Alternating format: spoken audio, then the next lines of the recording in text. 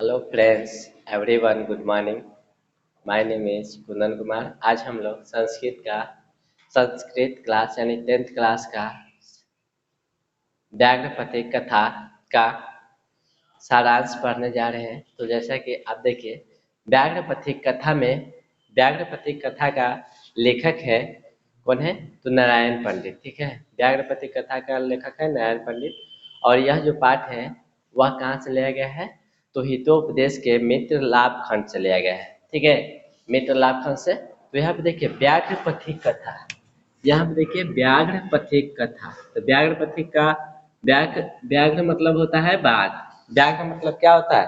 तो व्याघ्र मतलब होता है बाघ और पथिक मतलब होता है राही, यानी कि राह से जाने वाला को क्या कहते हैं? राही कहते हैं। ठीक है, तो यहाँ पे राही और पथिक की एक कहानी है। ठीक है, तो व्याघ्रपति कथा मतलब होता है व्याघ्र और पथिक की कथा। तो यहाँ पे देखिए सबसे पहले क्या है कि बाघ जो था नदी के किनारे। ठीक है, नदी के किनारे हाथ में कुश लिए तालाब के किनारे बोल रहा था। ठीक है, तालाब के किनारे बोल रहा था। अब कुश क्या होता है? हाथ में कुश लिए।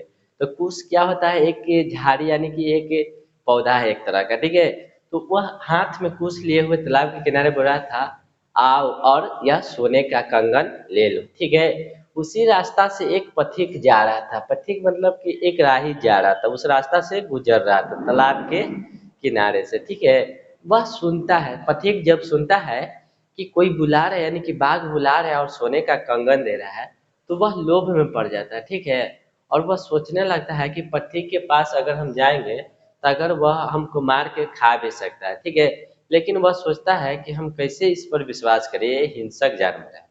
हिंसक जानवर पर विश्वास नहीं किया जाता है, उसका मन में विचार आता है। ठीक है, लेकिन वह सोचता है कि अधिक धन पाने के लिए जान का खतरा होना है, यानी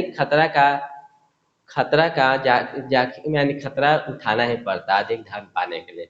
यही सोचकर वह पथिक के पास जाता है और कहता है, कहाँ है तुम्हारा यह सोने का कंगन? ठीक है, पथिक पूछता है बाघ से, कहाँ है तुम्हारा सोने का कंगन? ठीक है, उसके बाद बाघ जो है वो अपना दाहिना पैर उठाता है, यानी कि दाहिना आगे वाला जो हाथ होता है उसको उठाता है और दिखाता है कि यह है मेरे सोने का कंगन।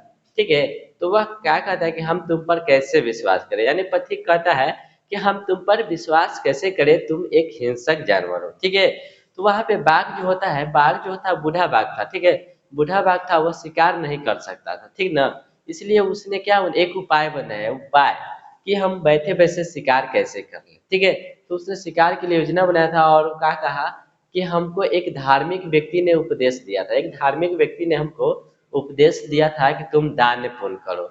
क्योंकि मैं यौनावस्था यानी कि मैं जब जवान था तो मैं बहुत सारे गाय और मनुष्यों और ब्राह्मणों को मारकर खाया करता था, जिसके कारण मेरे पत्नी और बच्चे मारे गए। मैं वंशहीन हो गया। मैं क्या हो गया हूँ?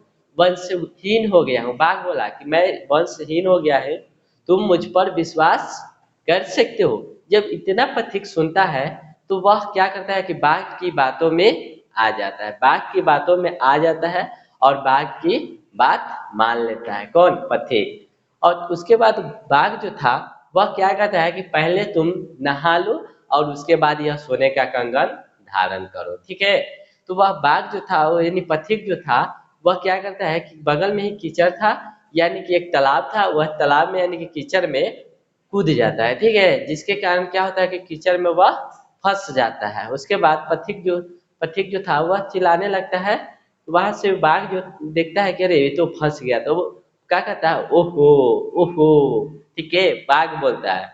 और क्या करता है बाघ जो था उसको क्या करता है कि धर के दबोच लेता है, पकड़ लेता है और पकड़ के बाहर निकाल कर उसको मार कर खा जाता है। किसको? पथिक को। तो यहाँ से क्या है कि लालच जो है ना, लालच जो होता है बुरा होता है, यानी कि लालच जो होता है पाप का कारण होता है। इसलिए क्या है कि हमें जीवन में कभी लालच नहीं करना चाहिए। ठीक है, तो लालच से क्या होता है कि लालच से कभी